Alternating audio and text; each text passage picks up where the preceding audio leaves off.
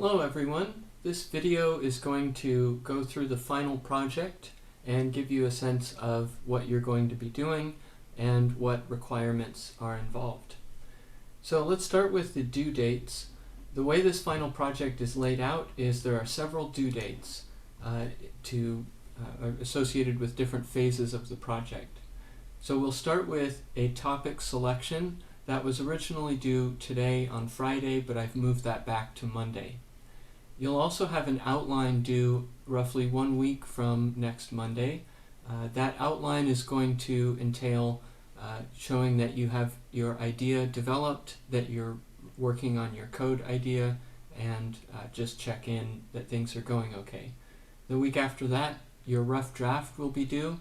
That will be an initial draft of your code as well as your written portion.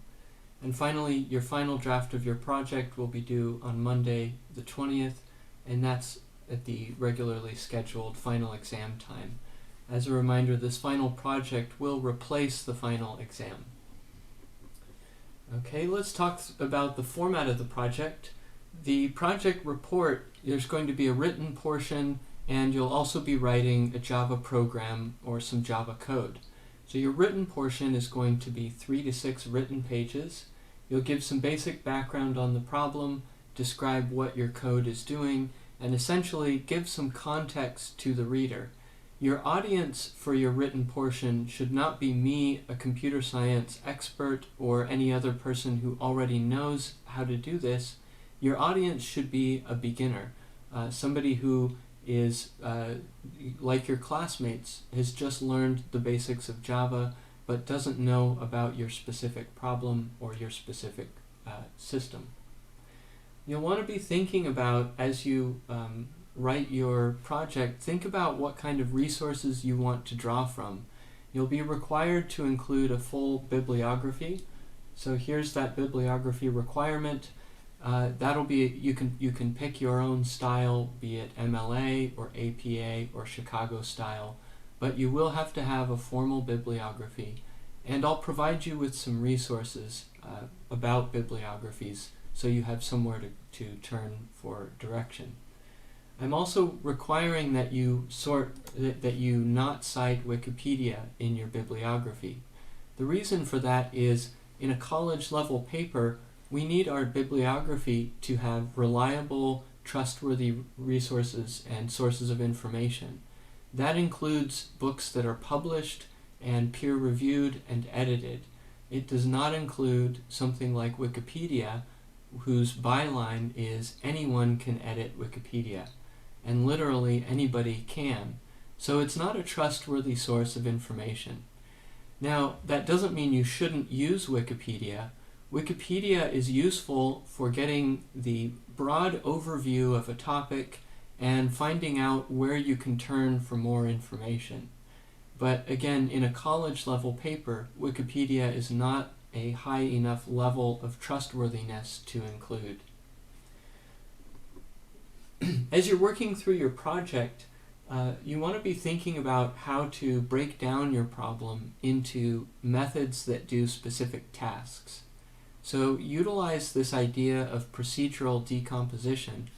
It's been sort of important in homeworks, but most of the homework problems have been simple enough that you maybe don't need to write a separate method.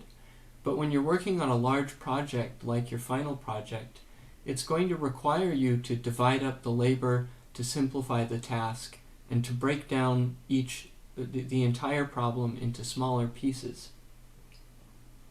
Once you've identified tasks that are repeated, those are good places to start writing methods, and you can design your code around those methods and around that functionality. When you're writing your project, there's a few questions you can keep in mind that will help you to guide your writing and give you some direction. You want to start with your motivation. Again, you want to give your reader some context for your problem, and don't assume that you have an expert audience. You want to include any important facts or background about the problem, enough that somebody who doesn't know anything about this topic won't be confused for the rest of your paper. You want to describe your solution at a high level without using Java-specific concepts or computer science concepts. So you want to be describing your solution in math or at an abstract level or using words. You want to then describe your algorithm and the actual implementation. So one level is abstract, it's high level. The next description of your solution is focusing on the algorithm, the implementation, and the low-level details. Once you've implemented that code, you'll run it, you'll have some kind of test to make sure it works as expected, or if you're solving a problem, it will be the solution to your problem.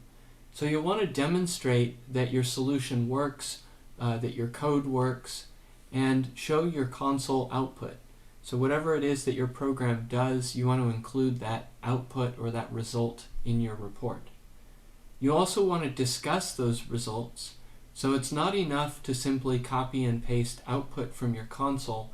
You'll need to discuss that, explain how that output proves that your code works, explain it in context, and again, just explain why it shows your system works or your code is correct.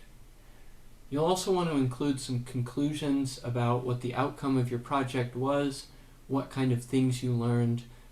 If anything surprised you or was unexpected, you can mention that in your conclusion as well. And finally, include some words about what you would do if you were to keep working on this project.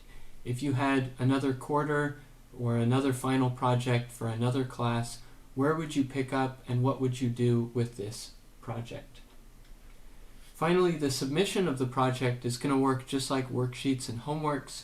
You'll be submitting a PDF file with your final report and its bibliography all in one PDF file, and you'll attach any Java files that you used to answer your question and write your report. If there are any supplementary files like text files or data files, you can attach those as well. If you use someone else's code, you'll need to include a reference in your bibliography, include a reference in your code as well, and just a simple link in your code is fine, but make it clear what code is yours and what code is theirs. Alright, so that's going to conclude part 1 of this video where I talk about the final project generally.